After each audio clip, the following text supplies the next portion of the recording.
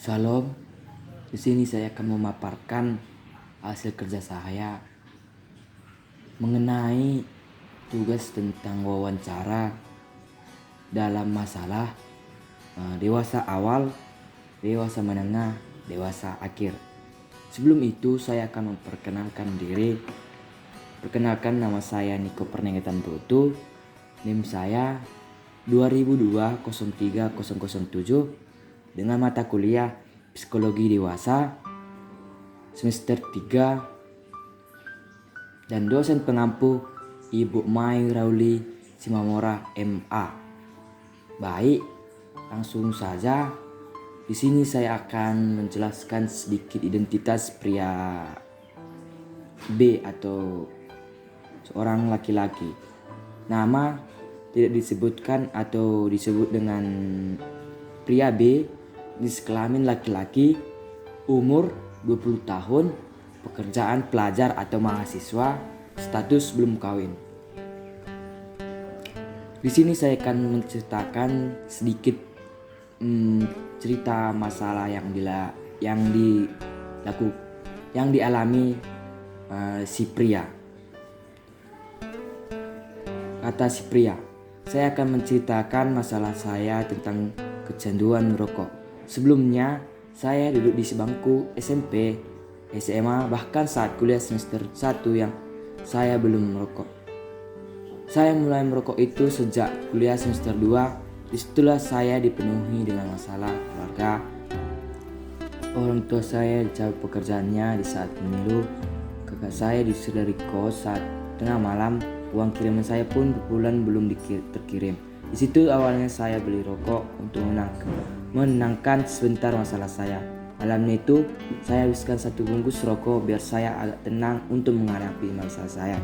Waktu itu saya tidak tahu lagi berbuat apa-apa karena kalau saya pulang ke kampung ongkos saya tidak ada.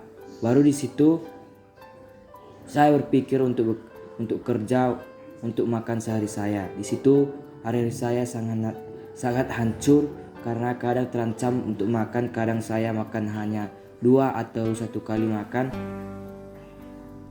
Itu pun udah syukur untuk makan perharinya. Terus perutangan pun mulai udah banyak di mana-mana biar bisa saya makan. Beasiswa saya pun datang dari pemerintah setiap semesternya langsung 0,5% bayar utang. Itulah masalah saya waktu krisisnya keuangan keluarga saya. Si B mengatakan bahwa merokok itu bisa kita hentikan, tetapi dampaknya yang tidak bisa kita tahan. Maksudnya di sini kalau kita nggak merokok, bahwasanya ada dampak yang terkena. Contohnya bawaannya ngantuk, terus asam di mulut, baru sulit berpikir di sini, baru kehidupannya itu macam gak ada lah kehidupannya kayak gitu. Di sini saya akan menjelaskan tentang deskripsi masalah pria B. Di sini saya akan menjelaskan ciri-ciri fisik. Itu badannya kurus, kena sakit mah, suka marah-marah, enggak jelas, dan kena batuk karena merokok. Di sini saya akan menjelaskan tentang sosial emosinya. Si pria B, emosinya enggak jelas, murah, marah-marah, hidup terbiasa selalu berdiri, kerja mandiri sudah terbiasa, dan sosialisasinya dengan teman yang kuat. Kognitif, pekerjaan, pelajar atau kuliah.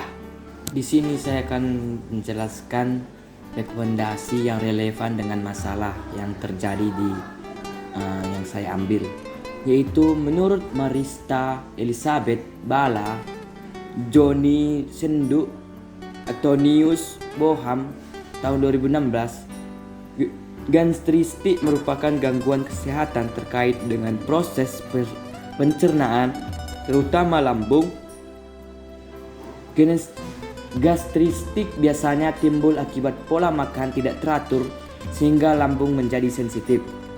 Variabel peneliti independen adalah pola makan atau dengan indikator jenis makanan, frekuensi, dan kebiasaan makan dan merokok, sedangkan variabel dependen adalah kejadian gastristik. Teknik pengumpulan data dengan menggunakan kuesioner dan wawancara. Data dianalisis dengan menggunakan ujian statistik, regresi logistik. Hasil penelitian ini menunjukkan bahwa sebagian besar atau 72% lansia memiliki pola makan tidak teratur dan hampir seluruh 86% lansia merupakan perokok berat. Hasil analisis data dengan ujian regresi logistik menunjukkan ada hubungan antara pola makan dengan kejadian jenis gastrik. Kejadian gastristis atau P sama dengan 0,006 dan antara pola makan dengan merokok P sama dengan 0,033. Menurut Akta Diurna tahun 2015, yang menjadi latar belakang masalah pada penelitian ini adalah fenomena merokok pada remaja yang cukup tinggi, membuat penelitian tertarik untuk meneliti. Dalam penelitian ini didefinisikan masing-masing dari pengertian peran komunikasi keluarga dalam mencegah perilaku merokok bagi remaja. Adapun teori pendukung yang digunakan yaitu teori komunikasi antar pribadi dan teori stimulus respon. Metodologi penelitian diambil adalah metode deskriptif dengan variabel tunggal yang digunakan. Menurut Nuranjumi Nabila, Asep Sukahor, Graharti Rista, Universitas Sumatera Utara tahun 2020, kolesterol merupakan zat berlemak yang diproduksi oleh hati dan terdapat di pembuluh darah. Peningkatan kadar kolesterol total dapat dipengaruhi oleh lamanya dan banyaknya jumlah rokok yang dikonsumsi setiap hari. Zat kimia yang terkandung dalam rokok dapat meningkatkan kadar LDL dan menurunkan kadar HDL. Penelitian ini bertujuan untuk mengetahui pengaruh kebiasaan merokok terhadap kadar kolesterol total pada laki-laki dewasa di keseluruhan Sidrojo, Kecamatan Medan, Tambung. Teknik Sipil Universitas Tribhuwana, Tunggadewi, Malang Maria, Novianti, Naisali, Punasari, Mahaji, Putri, Tri Nurmaningsari, Nursing, New Jurnal Ilmiah Keperawatan tahun 2017 nyatakan merokok banyak dilakukan remaja pada masa kini. Ada yang merasa bebas, dapat menghilangkan stres, memperbaiki memori, mengurangi kecemasan, mengurangi rasa lapar, memperbaiki konsentrasi, dan biasa pula orang merokok sebagai konspirasi, perlawanan, dan pemberontakan. Tujuan penelitian ini untuk mengetahui hubungan antara perilaku merokok dengan kejadian gastritis.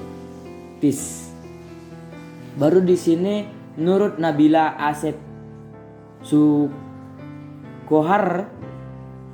Gaharti Risti Jurnal Majority tahun 2013, merokok menjadi masalah utama pada kejadian penyakit kardiovaskular maupun respirasi.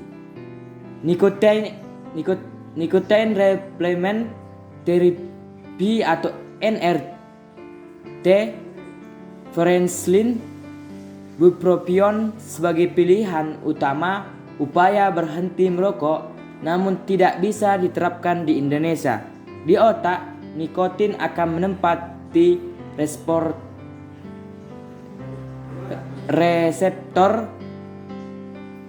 A4B2 dan merangsang pelepasan neurotransmitter dopamin yang kemudian mengaktifasi brainwave system. Pada pasien yang berhenti konsumsi rokok akan mendapatkan efek habituasi sejak terakhir rokok dikonsumsi. Mekanisme pengobatan fokus pada target reseptor NACH. Sekian pemaparan saya ucapkan terima kasih.